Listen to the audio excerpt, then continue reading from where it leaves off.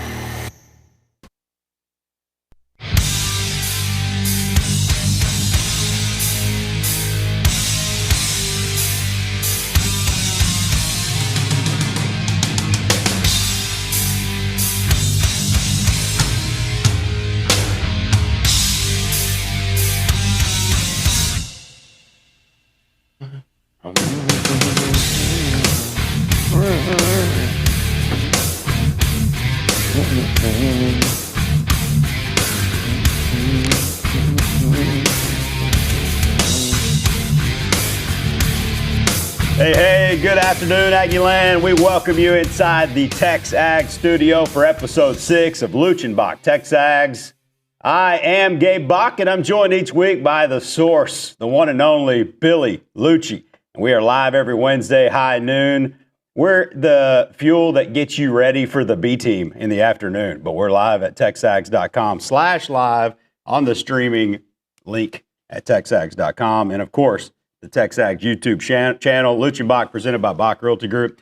Luxury, new construction, first-time home buying, investment, real estate, and more. BRG, a two-time Aggie 100 company, number one in sales volume in our market, back-to-back years, hoping to make that 3 years. RealtyGroup.com, Bock Realty Group, turning our experience into your advantage. I want to say thanks to everyone, because I don't think a show's gone by where we haven't gotten a call. So the big winner of the Looch Bock's TexAgs podcast is undoubtedly Bock Realty Group.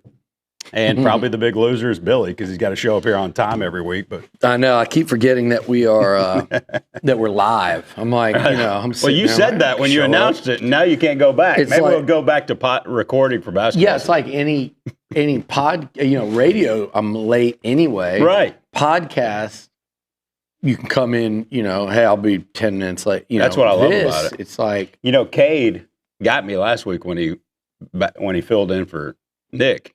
And he just hit the music as if it were radio. And I'm like, I don't have to do that anymore. Yeah. I had to do that for 13 years, whether I liked it or not. Yeah. Just play it again and wait for Billy to show up. But we do not want to keep the people waiting. That's right. They've been tuning into this show every week, no question. As have we. So yes, we have. Let's dive on in, man. Is this the first time?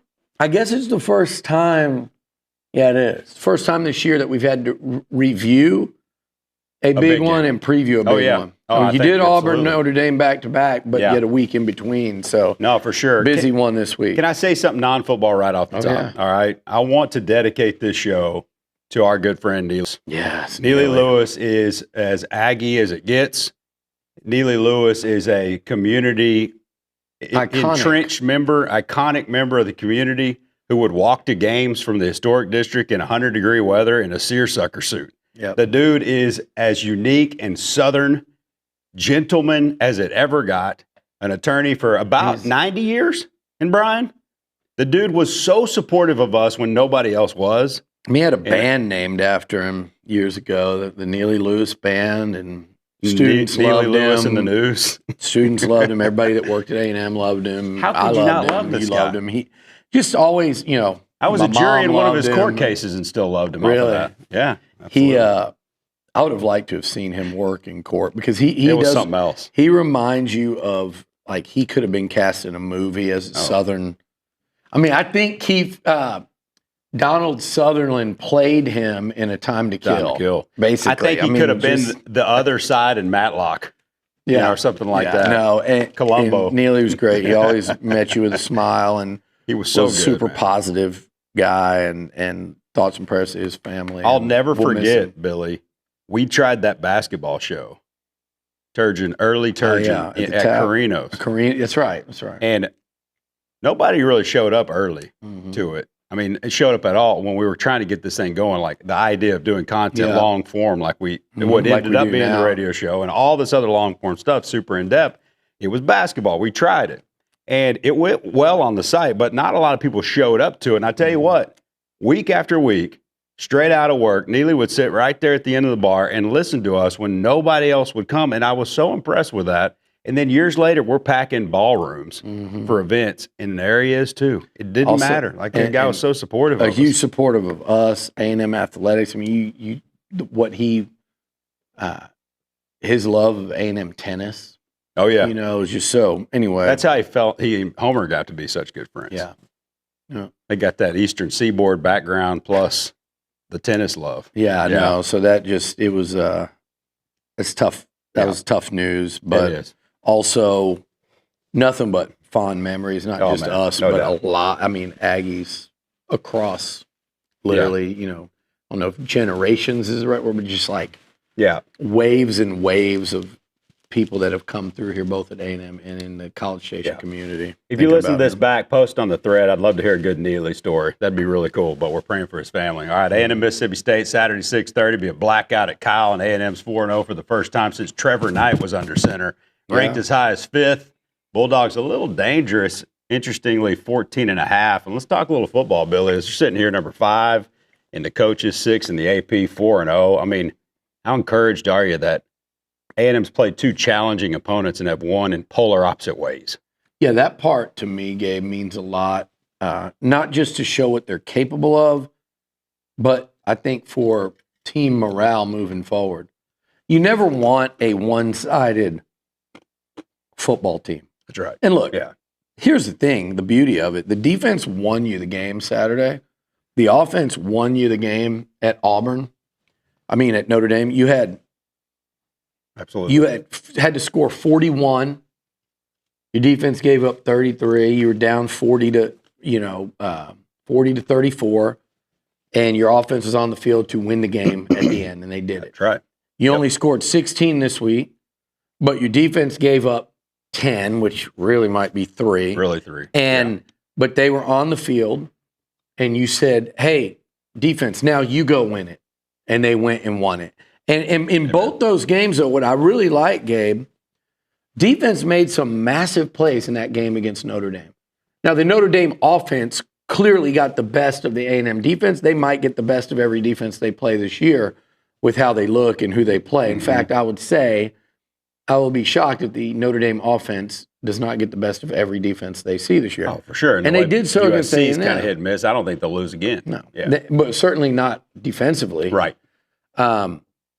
So when I sit here and look, I go, the defense, though, in that game, they made 2 fourth down stops. They stuffed Jeremiah Love and forced a punt on 3rd and 1. They came up with an interception. They forced 2 really key field goals in the shoot. Like, the defense contributed a great deal to that win, even though they weren't winning the battle. They won the war because they won their share of plays, big ones. In this game, the defense won the war. They completely shut down Auburn. It reminded me of like wrecking crew football. But the offense also, you walked away going, okay, penalties, some of which were really, pardon my French, but is Easton listening? Earmuffs, he's bullshit. Some of them were just, mistakes by A&M. But you watch that game and you go, okay, this should have been like, OU had 15 points going in the final drive of that game. The Aggies should have had 30 plus in this one easily. 31-3 wouldn't have surprised me. They missed 2 field goals. They on one of those missed field goals, they really were just cruising for a touchdown, and then penalties put them in a 2nd and 30 right when they got inside the red zone. And then they had a touchdown called back at the end on a beautiful play to ice the game that was called back for a inconsequential penalty. In other words, it had no impact on the play. Yes. And they had to settle for 3. So there's 4 more there. There's maybe 7 more over there and another missed field goal. So you're talking about probably easily 13 points. And that doesn't even count for plays like Amari Daniels ripping off a 19-20 out to the 40 and a BS holding call on Mark Naboo pulls it back to the 10. And then you punt. You're losing the field. Did Owens have a big run called back? Did Moss have a big run called back? They tried to have a run called back by Owens, and they waved off the flag. It was the same guy. This official, I tell you, this referee, this white hat, I get nervous every time I see him on TV calling one of our games. Not that he's bad, that he is, but not that he's slanted against A&M. I feel like he's got a face that tells you he's a little bit lost out there. That dude in the SEC, I'd rather have countenance matters. Almost all of them. He's looking around like, somebody tell him what's going on. He called off 3 flags, didn't he? Yeah. Look, I will say, finally we got some holding calls our way. Thank you. That was nice to see, and they were big ones. They wiped off 2 pretty one of them, the flag came so early. Both of them, the flag was early. The plays weren't going to count, but they were long gains, long pass to the tight end on the side. Going to be good. We don't know the ceiling. And that's a good point. I mean, they rolled to 400. Look, again, 415 yards against the. Go look at what Mateer and OU did to them. I keep hearing everybody in Norman say, well, Venables in the blueprint. I've been calling him Blueprint Brent now. Oh, he laid the blueprint on what to do. Like Sean Porter said, A&M's going to change their whole defensive scheme to copy what OU did. Oh, yeah, for sure. No. OU's fighting for major relevance here after not being very relevant early in the SEC. Blueprint Brent. Then what about Blueprint Ben Arbuckle? Yeah. Because Colin Klein said, I don't want to do what y'all did on offense. We're going to, and the Aggies moved the ball much better. And again, by the way, you talk about more points. You gave them 7 on that pick, and if you don't throw the pick, if it's just an incompletion or if the play gets busted, you're kicking a field goal there too. So it could have been like 34-3. So anyway, they moved the ball up and down. They moved it through the air. They moved it on. They really ran the hell out of the ball. 207 net rushing yards, and that includes 4 sacks of Reed, which was one of the few negatives on the day. He got dropped 4 times, or 3 plus a grounding. They ran at will against a good DJ Durkin defense. Auburn's not a good team. Ruben get going too. That was important. Well, Ruben's had a couple big plays, and really the last 3 games he had 30-plus yard run against Utah State, but then that huge catch against Notre Dame down to the goal line, and then the big run. Now, but yeah, Gabe, if you're watching offensively, Auburn's not a good team. They're a good defense. I'm not saying they're great. They're certainly good. I love Ask Oklahoma. They got some prospects. Ask everyone's Heisman guy, Mateer. They got a good defense. And A&M ran on them at will. And again, they threw for 207. Give them the yards lost in penalties, and you're already kind of creeping up to probably you're going well over 450 yards. I just named easy. At least 50 yards lost in well, plus you keep the ball, so you keep moving it. Yeah, It's a 500-yard day. It's 40 minutes of offense instead of 34:06 without the penalty. And a lot Six of the 13 accepted penalties were on that offensive line. You could say some are ticky-tack, but clean it up because that's 2 games in a row. So it's a little bit of who we are right now. We got to clean that up. I don't like yes and no, right? I don't like all the penalties. So there's nothing about it I like, but what I will say, if it was the same thing 2 weeks in a row, I'd be more concerned. Oh, like 78 had 4 holds again. Notre Dame, it was pre-snap. Yep. This week they got called for holding, illegal guy downfield, Chase Besantis. So you can't do this, but he basically told the ref, get off of me, and got flagged for that. Auburn's left tackle's got way bigger issues. Yeah. Because it wasn't just one guy doing it 2 weeks in a row. Like, it's not crown over the same issue 2 weeks. Matter of fact, Elko said he was fantastic. Yeah.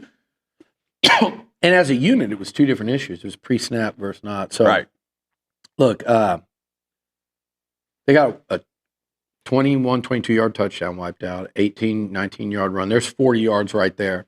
And on that drive where they were in the 3rd and 30, I don't know how many yards got wiped out. I guarantee you they had probably 70 yards in actual plays wiped out. You're up to about 500, and like you said, and you're not getting the extra plays. So in a game where they only score 1 touchdown, and that ain't good. It's not good. They scored on their first drive a touchdown, looked so good, and they couldn't cross the goal line since. There's no way you can say that's good, but I like the way they move the ball consistently against a good defense, and you could see while watching that game that the A&M offense was outclassing the Auburn defense, even in a game where they only put up 16. If you watch the game, you go, oh, yeah, this unit's so much better than a good SEC defense. Just Marcel like was getting ready to blow up. Every time he got in that rhythm, we got derailed. So I thought he was a lot better going back and looking at it without my emotion, hanging on every single stinking play. Yeah. Looking back, I'm like, shoot, he was almost this close, particularly that all-important last 4 minutes of the first, start of the second. It's like, oh, man, he's rolling. Boom, penalty, derail you. I thought he was actually a lot better than. Here's where he looked really good. Well, I thought he was when I first watched it. Right? To open the game, 2-minute drive before, 40-second drive before halftime, got him down for a field goal try. Open the third quarter, locked in. But what are you going to do on, nobody blocked on that grounding play. That was just a jailbreak. That was the first Auburn touchdown allowed in the first quarter all year, by the way. And that was our opening drive. That was as good a first drive as you're going to see. Yeah. 20 yards in Concepcion, 38 by Mark. But, and then at the end of the game, don't forget, don't let it not register, guys. Marcel Reed, last year against Auburn, what'd he do? Led you on a touchdown drive. They couldn't hold on to it. Final 4 minutes. Yep. USC, what'd he do? Same. Game-winning touchdown drive, final 2 minutes. Defense couldn't hold on. Notre Dame, what'd he do? Game-winning touchdown drive, basically final play. Saturday, what did he do? In the moment, what did he do? Took him downfield, perfect strike to Craver for a touchdown that would have iced the game. He had some nice moments in this one. 15 of 22, had 2 clear drops. Probably, I think his best throw of the game might have been a strike to Bussey on a slant that would have been a first down on 3rd down. They had to punt early in that one. The pick has to be caught, right? It was a little high, but. Well, the pick was a bad throw. Okay, so that play, right?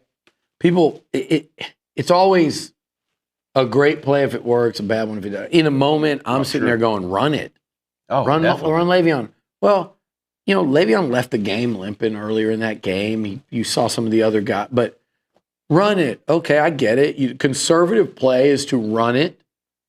If you don't get it, kick the field goal. You're going to go up. At the time, you're going to go up 13, right? It was 13-3. Right. So I think conservatively, you run it. You assume you're going to get it, but they're packed in to prevent you from running it. And they say, let's throw it out here and get numbers out on the perimeter and see if these guys block it up. They were going for a house call there. And Worst case, here's the deal on that play. Worst case,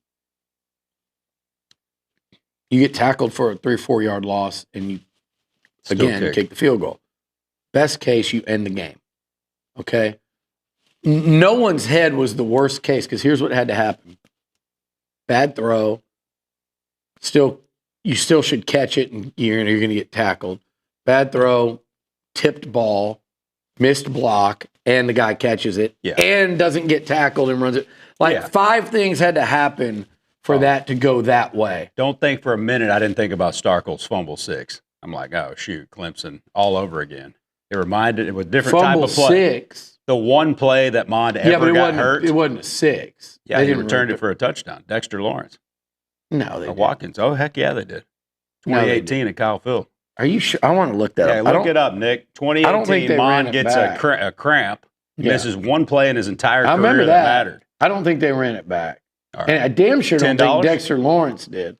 Because it was like 90 yards. It would have been 95 yards. Hell yeah, I know. I remember it like it was yesterday. Look that up. I didn't know that. I don't think that's what. I'll bet you a broken egg breakfast. Okay, let's bet. Right. That'll be good. Perfect. Look it up, Nick. And I get 2 breakfasts if I get the guy right. I think it was Watkins or Lawrence. I get 2 guesses. It's a double bet. No, you don't even have to go double or nothing on the Lawrence because I don't think Big Dexter Lawrence ran that thing back. Big Donkey can pick him up and put him down, though. I think it was a pile up, and they got it. I think you're confusing a couple plays. And then Lawrence hit you deep I after think, that. Gabe, what happened is they had a long run back. Jump in with your mic. I think they had a long run back that got called back, and maybe it was that play. Okay. But I think they had a long run back that didn't. Nonetheless, it changed the game. Oh, for sure. That and Courtney Davis, the bad call, changed the game. All right, Nick, he's got his mic. Okay, Nick. It was a not return for a touchdown. Dang! It was recovered by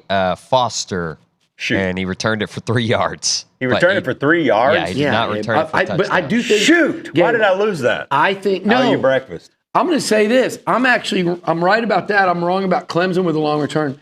A&M had a long return. Maybe it was Kingsley Kiki for a touchdown in that game that got called back. And the Aggies got a turnover, but they didn't get credit for the touchdown return. I was so freaking confident. Yeah, usually. And you were so confident. I knew I was right. I knew I'd run straight into a train. I can picture that hit and that fumble. I remember the hit. So it was back down there in the north end. Cleveland Farrell recovered that thing. That's right. He was a stud. And then I think they hit a deep ball. Yeah. And it's like, oh, shoot, 2 plays later, you score a touchdown. I think that was true. T. Higgins maybe and then it's like a huge – nonetheless, though, to your point, Mod's got that whatever it is late to say, all right, fine. Like, we're going to figure it out late. And he's proven this over and over – not Reed, Reed. Over and over and over again when the pressure's on. He's really at his best late. Just calm, man. His heart rate doesn't get up. Yeah. He just, like Yet he's also rah-rah when he needs to be. Like, he's that level leader, but doesn't get too high. He's having fun out there. Yeah. And he'll celebrate with the guys and get them going. But he's also, like, just doesn't seem fazed by the moment. There was that play against Auburn.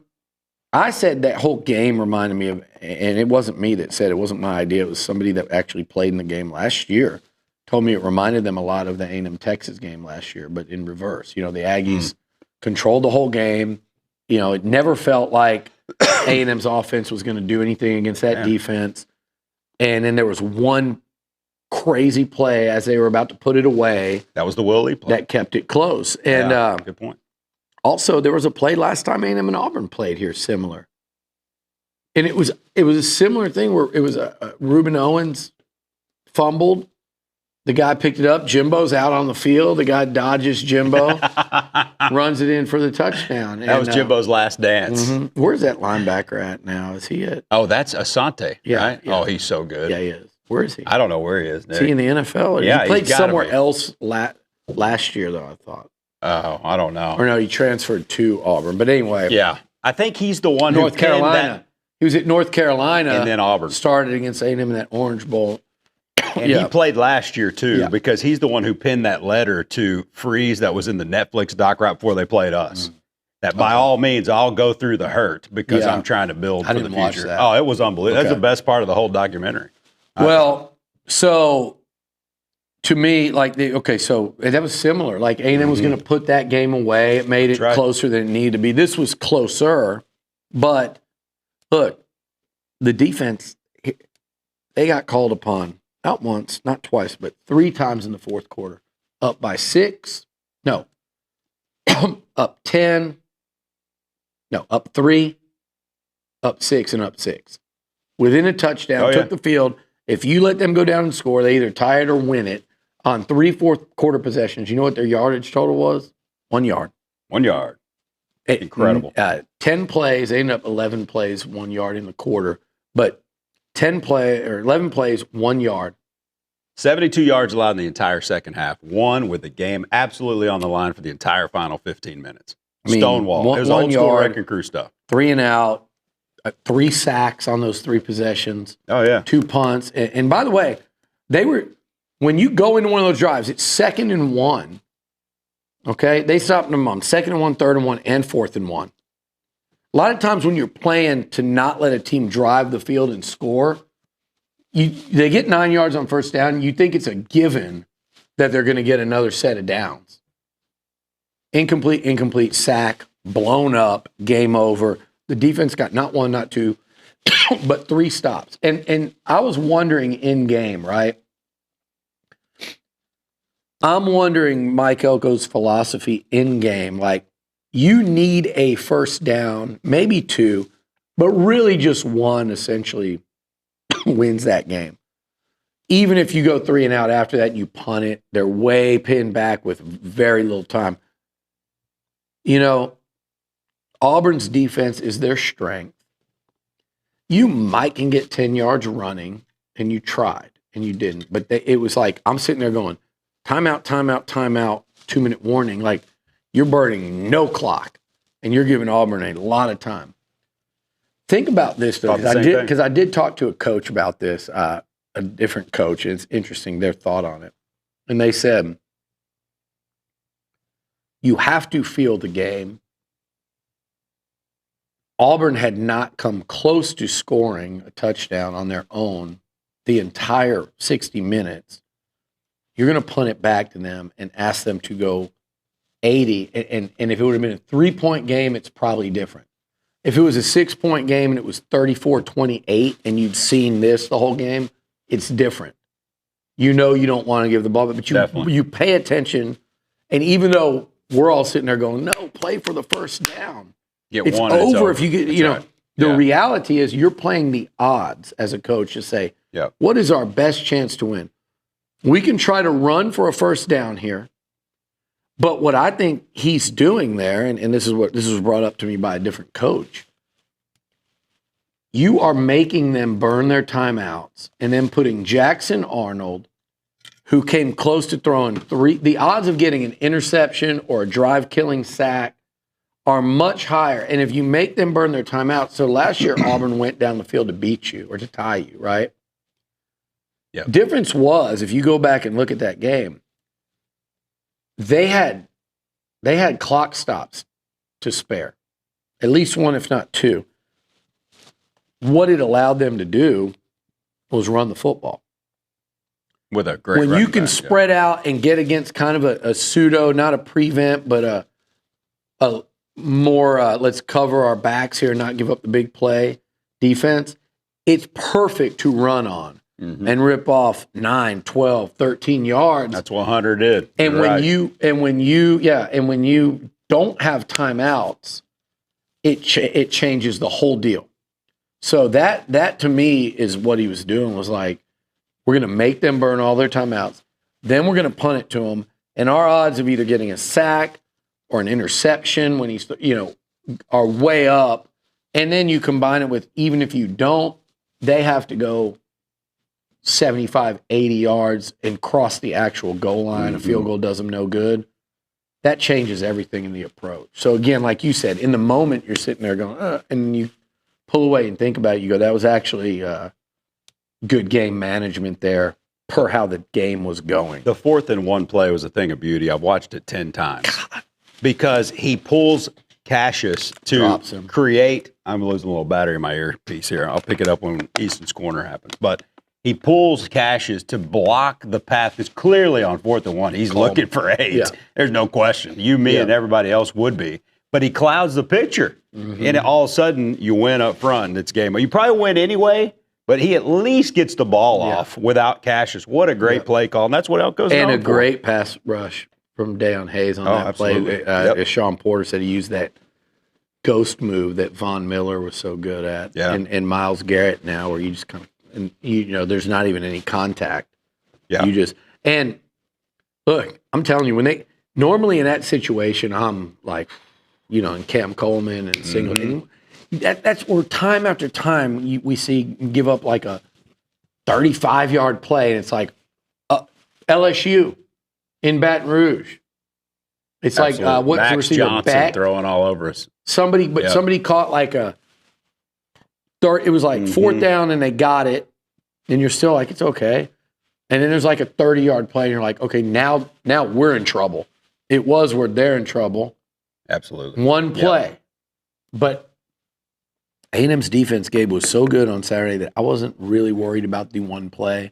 I actually thought if there was one play, it was going to be that sack or, throw it to Cam Coleman, and you might see number 4 pick 6 it. It just felt it felt that way. And again, defense won it. Offense won it up there. They're getting better defensively each week. You can see it. It's just no doubt, man. The running game, what they did this week, I thought was a huge step. We knew they had it in them. Mm-hmm. We saw them, churn out some real tough yards against Notre Dame. Lev's getting healthier. That's a big deal. By the way, you compare how A&M played Auburn versus OU, and OU's in the top 5. I think it's a paper Tiger top 5, but they're there. And you look at how Notre Dame played Miami, and they're living in that top 5. And then you look at Notre Dame and what their offense has done since you played them, and you feel less, bad about giving up 33 to them. And then you see what Notre Dame's defense did to Arkansas. Taylor and Green. Petrino, and I know Pittman, it's Petrino's offense. It was Saturday. Yep. And it's Taylor Green, who everybody talks about a lot more than they do Marcel. And it's that Arkansas offense that everyone talks about. And they held him to 13 points, shut him out in the second half, 1 touchdown in 4 quarters. This A&M offense scored 41. I know Arkansas is not a good team. They are a good offense with a good QB. And you start making those comparisons, and we're not talking about November versus September here. I don't really like those type comparisons. I don't think they're apples to apples. All this stuff, when you play Miami one game, you play Notre Dame one game after Miami does. You play Auburn 1 week after OU does. Direct comparison. Arkansas is same. Yeah, it's way more direct, and you start feeling a hell of a lot better about this team and what they're capable of. Yeah, for sure. And let's play a little game here. I want to have fun with this. Taking A&M out of the conversation, because you're on this topic right now. And I think it'll play out pretty interestingly. We don't talk about anything before the show, which is kind of fun. Yeah. I just say, hey, I got a great show ready. Let's do it at noon. I love these side quests here's the game. You send me on. Take A&M out of the equation. Who is the best team in the SEC right now? Write it down and say it out loud. Right now, who's playing the best football, taking A&M totally out of the equation? As of October 1st, who's the best based on what they've done? Well, I don't even know if it's based on what they've done because they've got a knock against them, but I'm going to say Alabama. Okay. But, then who? But Alabama went and beat Georgia, who was lucky to beat Tennessee. And where Tennessee lit them up, Bama managed 24. And then they who? may struggle with Tennessee. Then who? Let's do it. Yeah, then who? I mean, you're making me leave out the team, I would say. So what do you say? Do you say OU? I mean, again, they're not. Just make a list. Alabama and then who? I mean, I guess I'd go Georgia. All right, then who? I guess I'd go Ole Miss. All right, Tennessee. All right, have you said Oklahoma yet? So 5's OU? I'd probably put OU 5th. Okay. And by the way, what do you notice about those 5 teams? Tennessee could plummet. What do you notice about those 5 teams? A&M doesn't play any of them. Exactly right. Yeah. I mean, come on. This is the freaking SEC. Yeah. It is never. And look, you could make Now, a case. I Are will you say- 100% sure that Vandy is worse than the next two, No. LSU and Texas? I'm You not. could put Vandy in there. But you could put Missouri also. Sure. And I don't think we're giving Tech. I mean, no. Let me rephrase that. We're not. I was about to say I don't think we're giving Texas enough credit. Based They don't on deserve October 1st, credit. though. They don't deserve any credit other than we know they're going to be stout defensively. Sure. So is Florida. But as a team, they have done nothing to earn credit. And I don't even mean resume. They got their asses kicked by Ohio State. Not like an embarrassing beatdown, but Ohio State just was the better team throughout that game slightly. They outclassed them. They just that game was 14-0. And then they, I think they dropped a pick or they overturned a pick, and it was it was close. If they picked that ball off, they shut Texas out and beat them 14 or 21-0. So that was the only test they had, and they're lucky they didn't get shut out. And they've looked shaky in 2 of 3 games against hideously bad competition since. So I think Texas is going to get better and better. I'm sure. But they don't deserve anything yet. And so those, you just named 5 teams that A&M doesn't play, is my point, in the SEC. Yeah. This is the time's now. Yeah, the opportunity has presented itself. For years, we talk about next year. The time is this year. I agree. Go make a freaking run right now. Why This not? is the time to do it. And the question is, a run at what? At the SEC championship. At the SEC championship, which you've never won. Never even Just been to. getting to Atlanta, which you've never done. Exactly. At a playoff where you've never been. But guess what? It's the most wide open year in college football. And I have a theory on that. It's the most wide open year we've There's no ever seen in question. college football. And you know why? I'd like to know. It's the portal, Gabe. Mm-hmm. It's the portal. We always talk about coaches moving. When Mike Elko gets here, he has to set a culture. If he left tomorrow and coached somewhere else, he would be worse off than he is here today, a year and 4 games into his program, his culture, his recruiting, his roster. If he leaves here, he's worse off. Oh, yeah. Mark Stoops left for 4 hours and is worse off where he was. If he leaves here, if he leaves here, the players here are worse off because then they have to get a new OC, No doubt. a new DC, a new head coach, a new scheme, a new culture. So when those players leave, it's the same thing. Mm-hmm. So it takes guys time to acclimate, to fit in, and when you've got your LSU and you're bringing in 20 of them, and you just assume that's going to work. But you go around the country and there's a lot of that. So maybe 1 year it works, but then you've got a massive amount of turnover the next year. Everybody's worse, right? And then that's especially true at the most important position on the field, which is quarterback. You got guys right. moving around. How much is NIL impacting these kids? Look at some of the QBs that are struggling. Nussmeier, Arch, Lagway, Sellers, and then you go to the real extremes like Nico. I know Texas, Arch makes a ton of NIL money. Shut up. I don't care whether it's coming from you guys or organically from other spots. He makes a ton. And I know these guys aren't Sellers seems like a great kid. I know Lagway is. Arch seems like a great kid. No one's ever said anything negative about Nussmeier, the person, coach's son.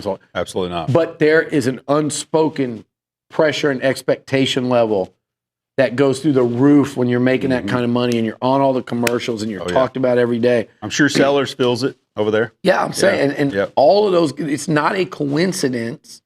So between portal guys changing teams at quarterback like Carson Beck and, look at Notre Dame. Maybe Carr starts last year and now he's in year 2, but instead you had Riley Leonard come in for 1 year. Mm-hmm. Look at Taylon Green now. He's in year 2. He's doing much better until Saturday. Mm-hmm. That quarterback shuffle, the player movement, it is keeping teams from being great. and just look at Ohio State, who I think is the best team in the country, but by how much, we don't know. But here's the thing. You know what last year's Ohio State team that lost 2 games would probably do to this one?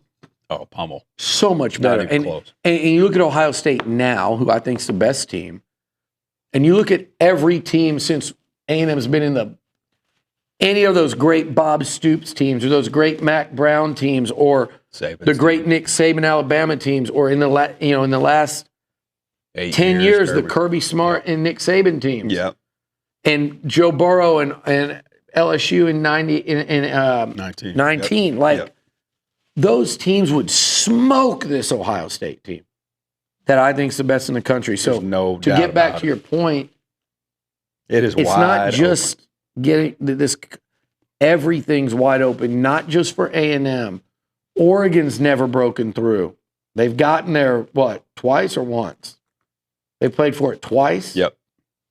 Did they Four-team playoff. Ohio State and Auburn, yeah. They've played for 2 natties. Yeah, that's right. If you're them, if you're James Franklin and Penn State, which I know doesn't feel good today, but like all these teams that have an opportunity, if you're Texas hovering outside of it, if you're Lane Kiffin and Ole Miss that couldn't even get to the play, everybody right now can dream big. And I think it's because of those reasons. But listen, Gabe, you're right. And A&M is one of those teams. And they've got tough tests in front of them starting this weekend. But there's not one that you look at and go, they can't win that. Absolutely. LSU's There's very really few trying that you to look figure it at out and go, they offensively. shouldn't win that. I know it. Yeah, A&M should be, 6-0? And is it 6 or 7-0? Going to, I guess it'd be they're going to 7-0. be heavily favored to be 7-0. 7-0, ranked 2, 3, 4. I mean, there's going to be carnage between now and then. No matter That's how 4 weeks. Going to and LSU, who's not even that good. If you're A&M, you can't be a part of that carnage. And Jeff Lebby Don't be a part of the Mississippi carnage. State is coming in to make you a part of the carnage. I know it. This week. I know They it. almost knocked off. They should have knocked off Tennessee. Yep. They're coming in. Again, it's still a game A&M should win. I think they present some problems, and here's why. Look at historically. Connect that to Lane Kiffin. Connect that to the Bryles tree with Jeff Lebby. The Mississippis have given us fits. And the Mississippis. Yep. And just matchup wise, they're going to line up and they're going to line up and they're going to spread you all across the field with these big splits. And they're going to A&M's defensive line would kick Mississippi State's O-line's ass if you just lined up and said, "Hey," but they understand that and they're going to spread you out wide and they're going to frustrate you because you can't get to the quarterback. And even though they've given up sacks this year, but generally. And then when they spread you out, they're going to run out of that, and they're going to be patient with yards, and then they're going to go and try to hit a big play, which I think the A&M corners have a tougher time with these small blazers like what they've got in Edwards and Thompson. It's a tough matchup. Shapen can throw a million times better than Arnold. He's got way more awareness and presence. Deep ball's a specialty, right? The key, though, they got O-line issues, and what about Thompson? That's the thing. Lebby's not saying, but Thompson did miss half that game. Yeah, so that's a big part of it. How healthy are they? But they're a matchup. So here's the thing, and this will be the chess match with Elko, because he knows this. 2021, Arkansas and Kendall Bryles, and they went up 17-0 on 3 drives. And then Elko's adjusted. I think they gave up a field goal the rest of the way. Mm-hmm. But was that the oink-doink? No, that was the game A&M lost in 21. Oh, okay. They blitzkrieged them. Oh, yeah. You're right. That was, what's the court? KJ Jefferson looked like a Heisman winner that day. And then they went to Oxford, and who's the Matt Corral? Is that Matt Corral? Yeah. They shredded them up and down the field, but the Aggies bent but didn't break. They got a fumble. I think Leal recovered or forced a fumble. They stopped them on a 4th down, but yardage, they had like 300-something yards in the first half, and we're going up and down. I think it was 12-0 at halftime. They've gotten off to these starts against the A&M defenses, and Elko remembers that. And last year with Van Buren, who wasn't nearly the passer that Chapin is. He's not the decision maker that Chapin is. They moved the ball really well in the first half. Then A&M shut them down in the second. So Elko knows this, and he will not go out and trot it out like that again. You know, like I think they'll make some adjustments, and here at home it's different. But I think State's one of those teams that's a lot different with the cowbells behind them versus not. But to act like this won't be a challenging game, you'd be a fool. And I think that spread's too high. I'd be pretty surprised, pleasantly surprised, if A&M beat them by more than 2 touchdowns. Well, we've just seen it too many times. You're right. Defensively, they're not bad at all against the pass, just looking at some of those numbers. But then it's like, well, who've they played that is really good at passing? And the one team they have really threw all day on them. And they've only had 7 sacks in 5 games, and their best guy's hurt. Will Whitson, is that right? Yeah. The best. Malik Silla's in there, though, playing a little bit, which is interesting. And playing well. I think their back end's not bad from what I'm reading, but they're having a tough time getting to the quarterback. And when Reed's got time, I mean, it's night and day, right? Well, here's the the numbers other thing. play that out. Here's the other thing. I watched that Arizona State game, and I mean, they played Arizona State even. They were fortunate to win. It was a bad decision. You talk about late game defense, and they just allowed Brendan Thompson to run behind them. It was like an aggressive defensive call there, which made no sense. He's the same guy that did the same thing against Texas on 4th and 14 in the playoff. But Arizona State, what they did, if you go back and look, they took the ball and they just started pounding Mississippi State. That USC transfer running back. Yeah, there's no Le'Veon Moss. Wearing them out. I don't think Levitt threw a ball in the fourth quarter. I don't remember. No, and they stalled out right there on the goal line, and they had to kick a field goal, and that set them up to lose. Had they just get the touchdown, the game's over. But so anyway, and again, State was also up 14-10 against Northern Illinois at the half and pulled away.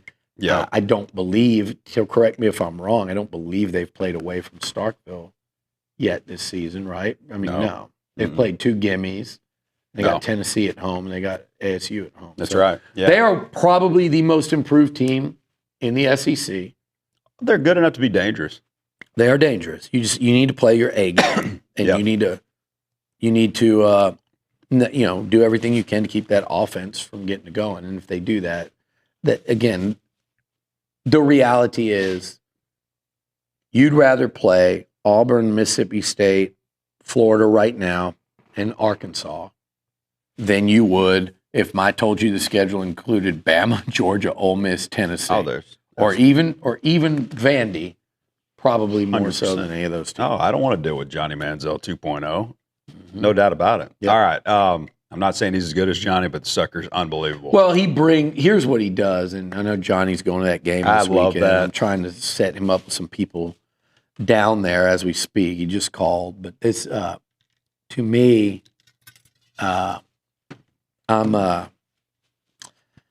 want to go to that game, don't you?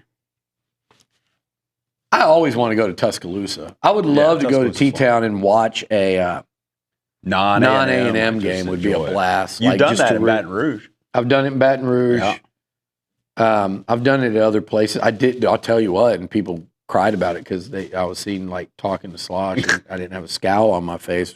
It's actually the only time I've Why didn't you punch him in the stomach, you son of a gun? Would you have? No. Would all the posters have? You know what I mean? No, nobody But anyway, would have, it's literally the only time I've seen a guy since he left. Yeah, I can't believe you just brought that up. Well, with that said, I went to the Ohio State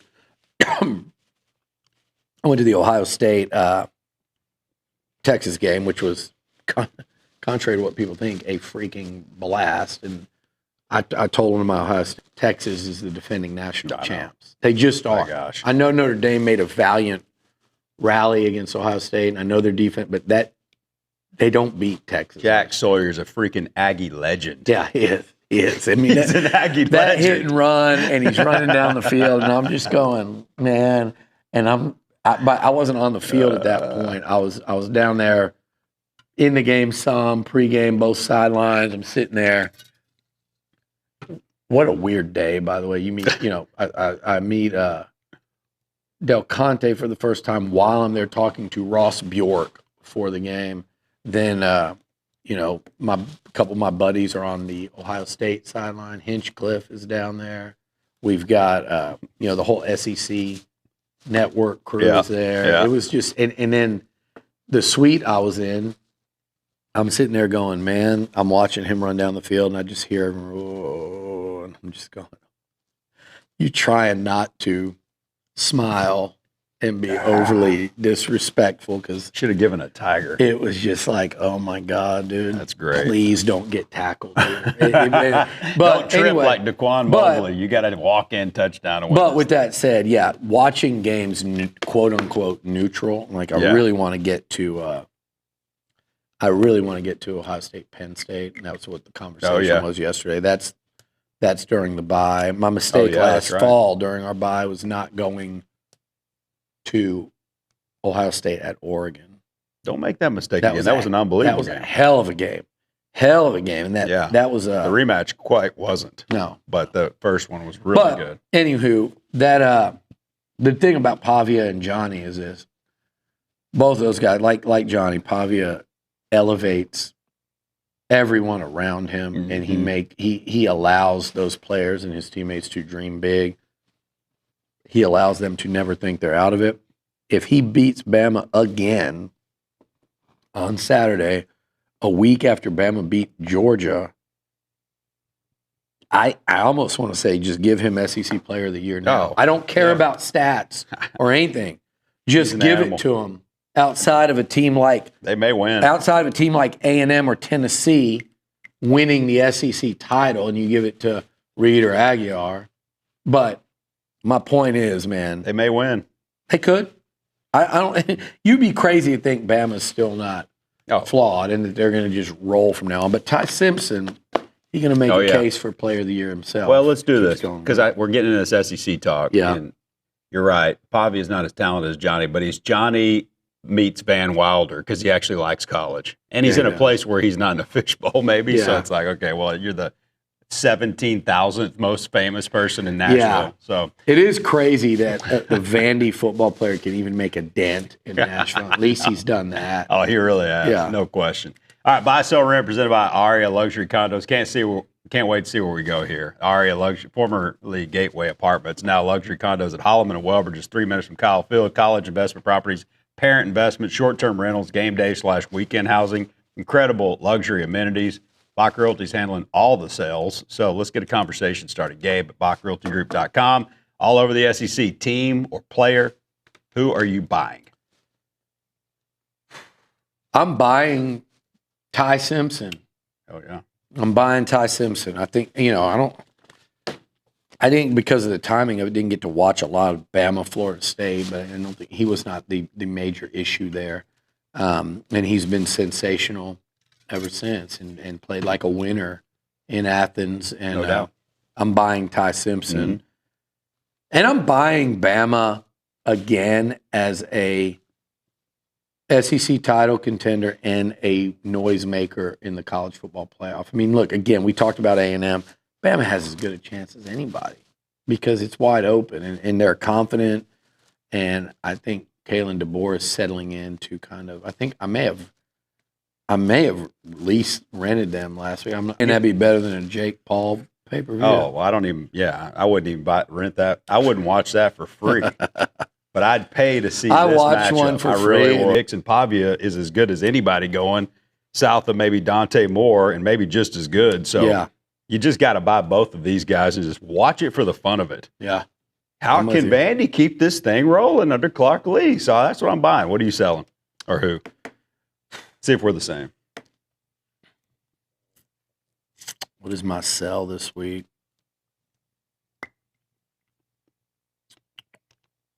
I'm almost into I would say Hugh Freeze, but I've never been in the ownership business with it. So I mean, like, there's nothing to sell. Yeah. I think he's sold. You owned Hugh Freeze about as long as he's owned a burner phone. Pittman's fired. Which is not very long. Freeze, I think, will be fired. Napier, unless he somehow does something this week, hopefully not the next week, hopefully it's this week. If he doesn't do that, I think he's gone. Oh, yeah. and I think Mark Stoops is gone. Again, I'm not selling him in Kentucky because, again, no one's even mentioned them this year. No. I'm selling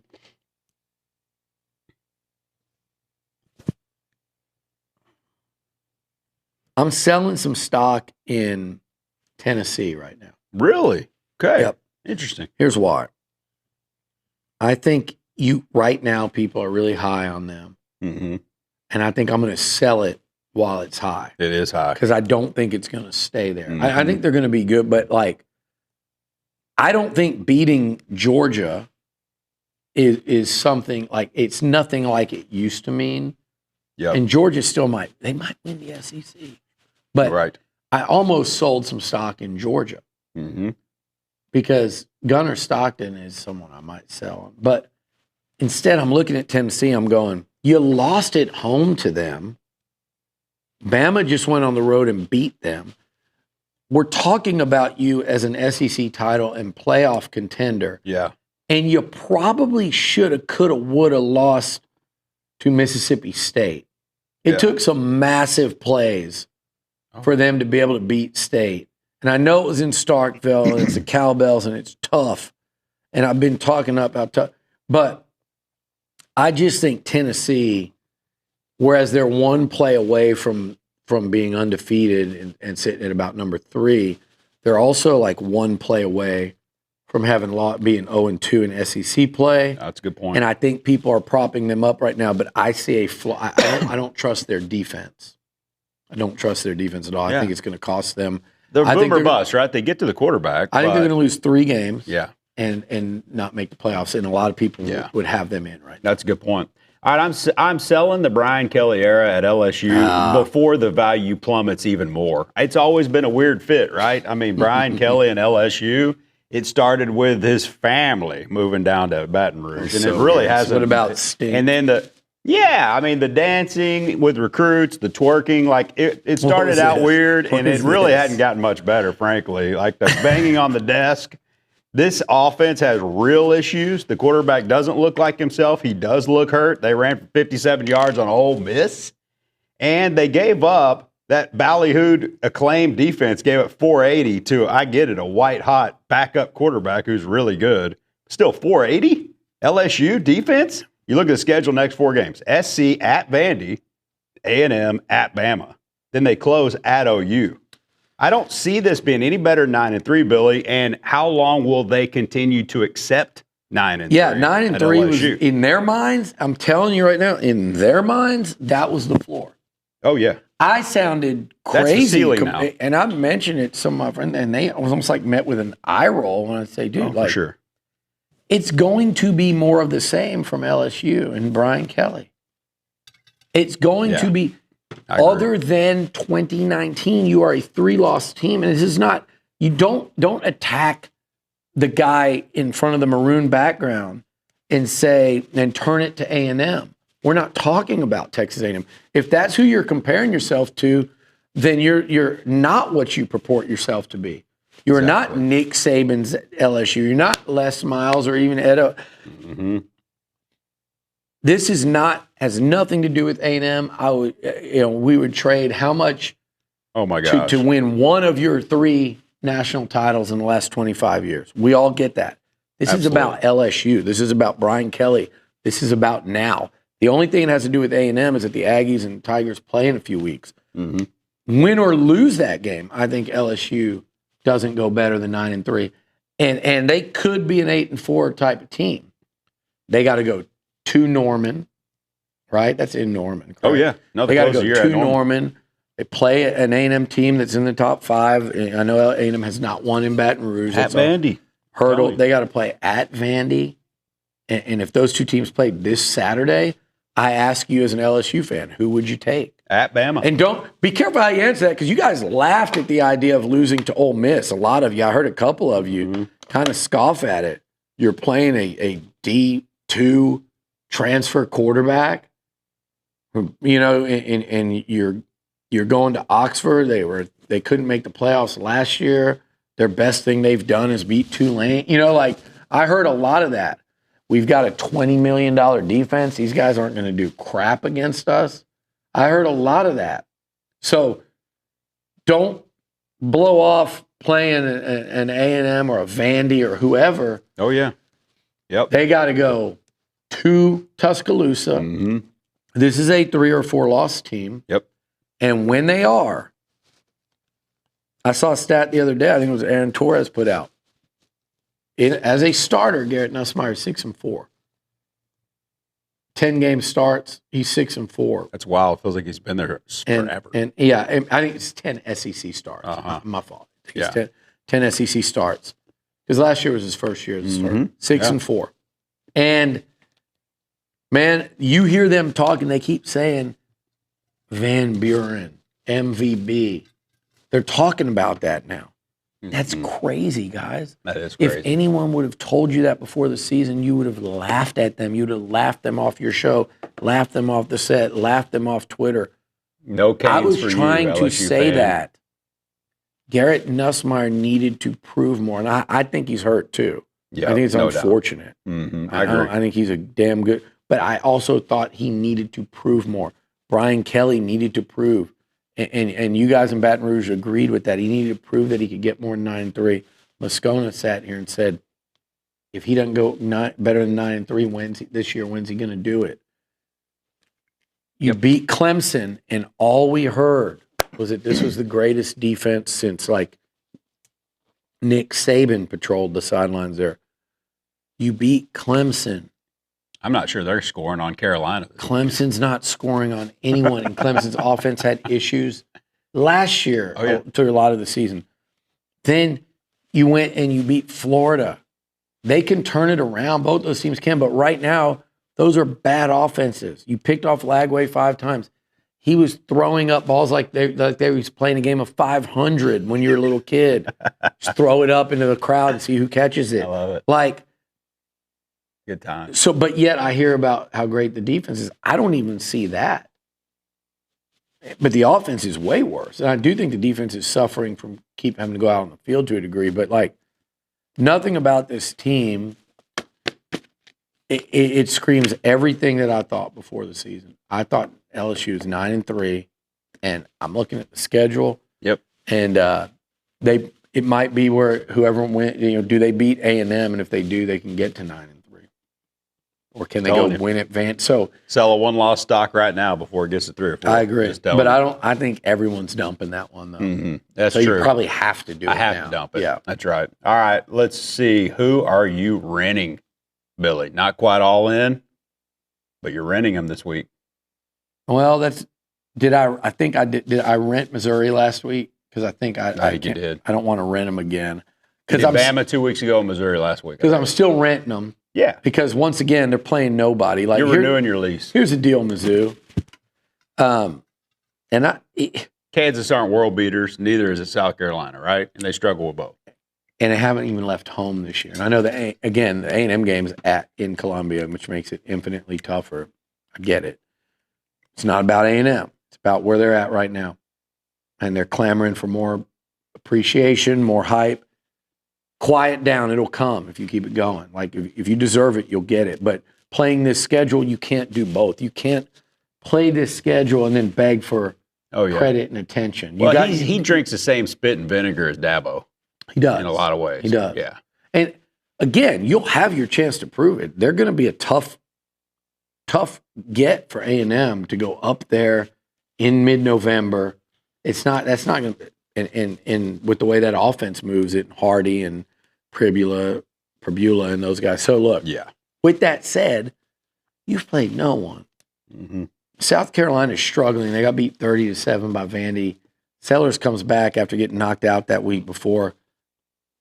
I think he might have thrown for like 300. He carved them up. They were down 14-3. That was a tough game. And then Kansas, they were down, I think, 21-3. I'm shocked they lost that game. And the way it played out. You gave up 31 to Kansas. So, I mean, just tap breaks. Who am I renting? Yeah. Oh, you're not renting Missouri. You're thinking about I'm renting Ole Miss. Okay. I'm renting Ole Miss. All right. And I'm almost buying. If I wasn't buying Ty Simpson, I'd have bought Ole Miss. Like, you got to give the Rebels credit. What they do at home, They lost Corral. They bring in Dart. They lose Dart.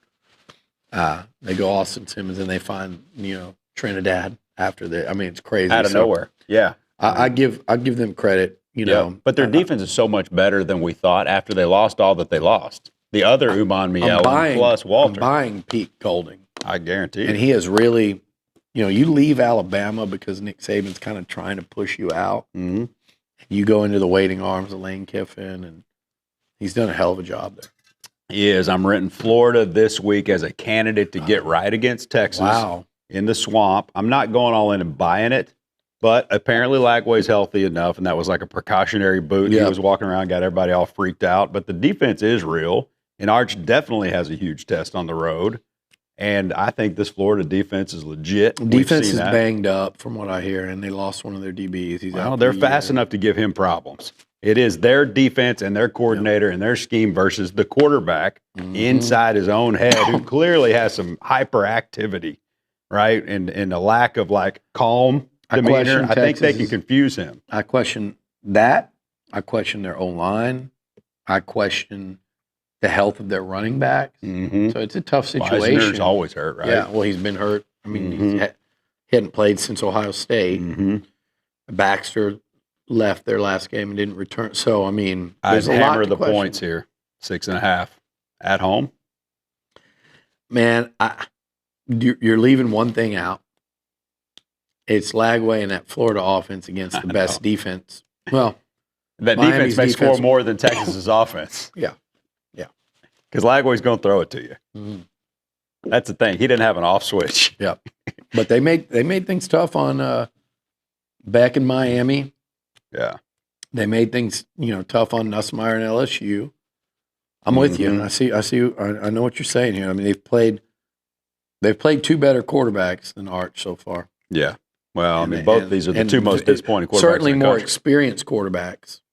These are the two most disappointing quarterbacks in the nation, going at it head to head. The better quarterback's going to win. One of them's at home, and I actually think he's legitimately talented under his own regard. Yeah.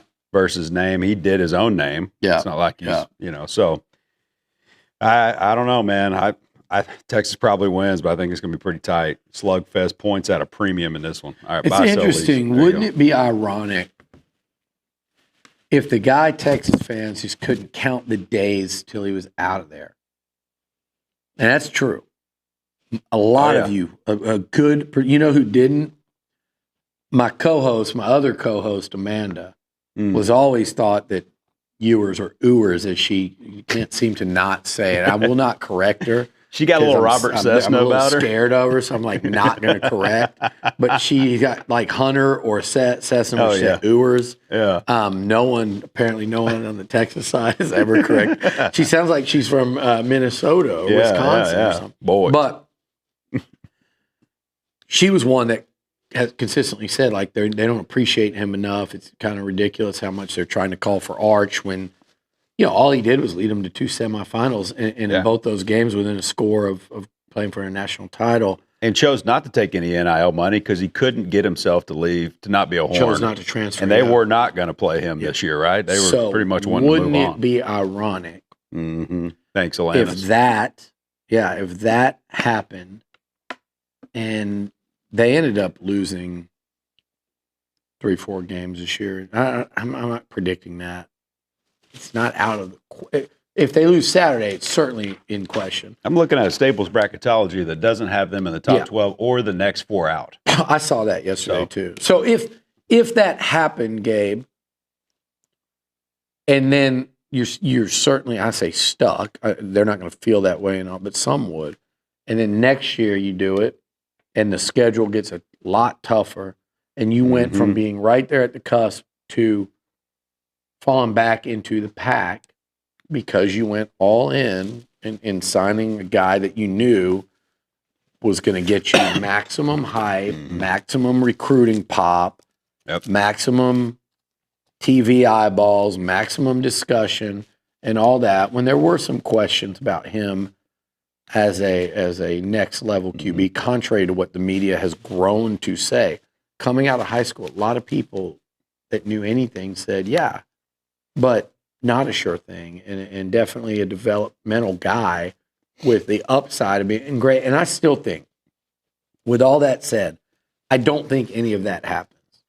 I think they win this weekend. I think they finish 10-2, and I think they're on the cusp of the 10-2, 9-3. And I think as this year goes on, Arch gets better, and next year should be really good. And that's all I said the whole year leading up to it. Oh, Everybody went crazy. That'd be a huge disappointment based on their LSU own fans and Texas expectations. fans have been they cried a lot about what I said during the offseason, and none of it's been wrong. You've actually hammered on a bunch of stuff this year. None of it's been wrong. Like, don't start buying South Carolina yet. You were right about that. Yep. Don't give up. Don't discount. You kind of improvement discounted the from Clemson win early. Yeah. And look, that's turning out to be right. And I was met with a lot of eye rolls when I said Des Ricks was getting better and better. Amen. This is by our own fans. Marcel Reed was overlooked, kept saying it, and then some practice clips come out where oh my God, no, he can't throw, and it's like it was unbelievable to watch. It was unbelievable to watch, knowing what I knew. And A&M's far from being there yet, but they're a lot better than people thought they were a month in. Oh yeah. All right, buy, sell, lease presented by the Aria. Here you go, Easton's Corner. This is the weekly take from my son, Easton Bock. He talks about Auburn and the matchup with Mississippi State, and he goes back to those two receivers as he's got a question for you at the end, Billy. A little clip here from This is Easton's Corner, and I'm wearing my blackout jersey for the blackout versus Mississippi State at Kyle Field. I think it's going to be a great game against Mississippi State because I hope that we can combine the Notre Dame and Auburn games with the great offense that we had against Notre Dame and the great defense that we had against Auburn.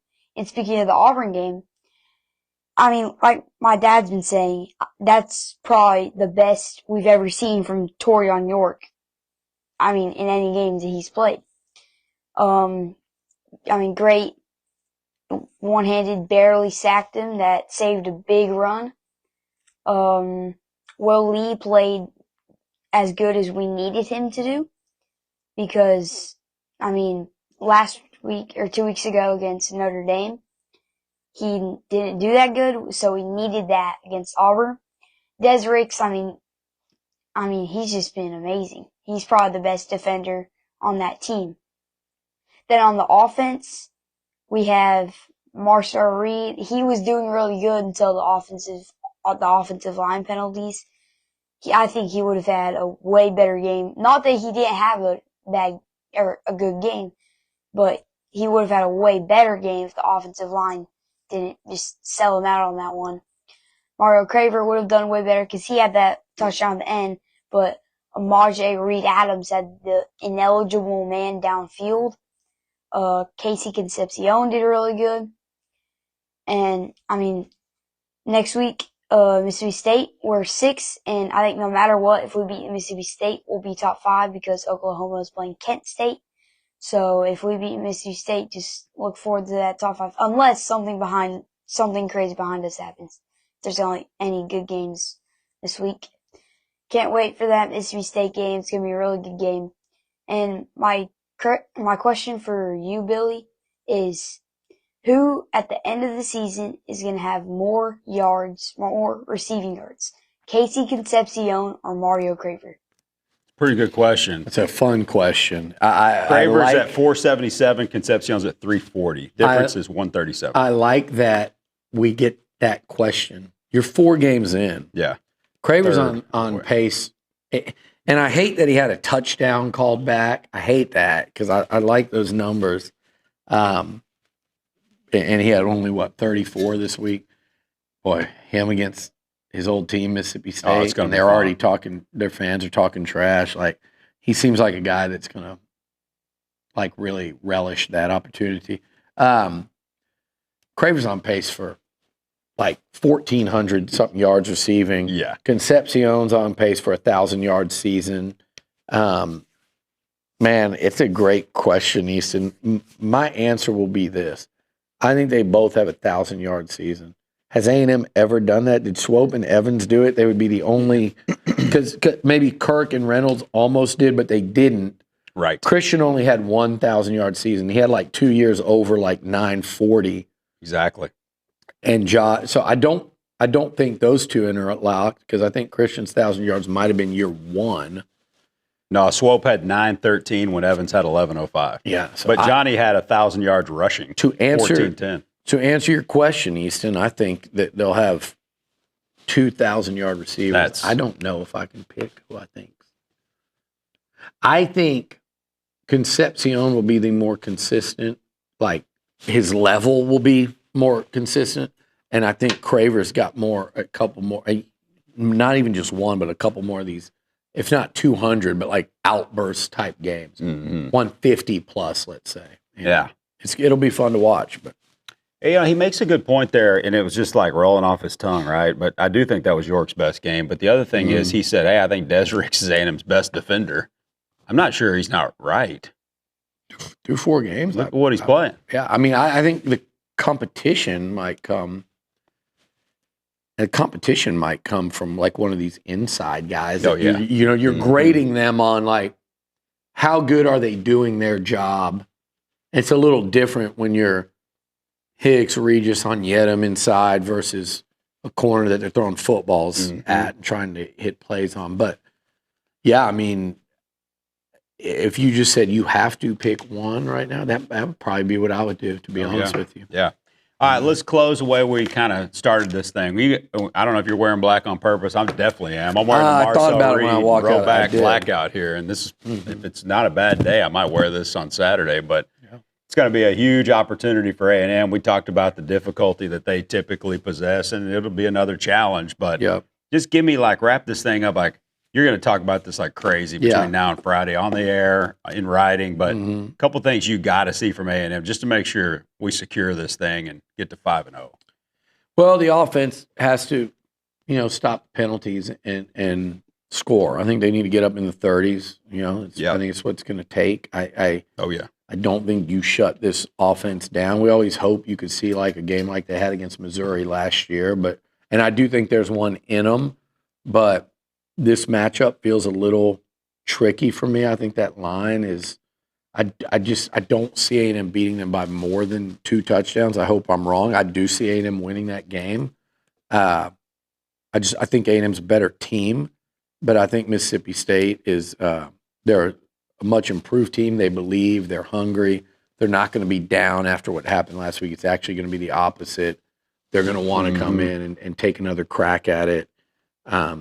I think the receiver matchup is it's different, but it's the type that would give A&M more of a problem. I think A&M's D-line could manhandle the Mississippi State O-line if they tried to line up and block them like Auburn did. But I think instead they're going to spread your way out, and they're going to get rid of the ball quick, and they're going to try to protect him. They're going to pop plays, and I think they're going to go up-tempo and try to tire A&M out and get them out of sorts and misaligned and all that stuff that Levy and Kiffin and Briles and all them like to do. Yep. But I think ultimately, I think Elko understands that. He knows what's coming, and I think they'll have a plan for that. I think this defense is coming off a high in terms of like where their confidence is going to be going into the game. But I think the main thing, Gabe, is they're going to have to deal with the tempo, number one, and number two, I think offensively, they've just got to be in sync and not hurt themselves. And I think if they do those two things, they win.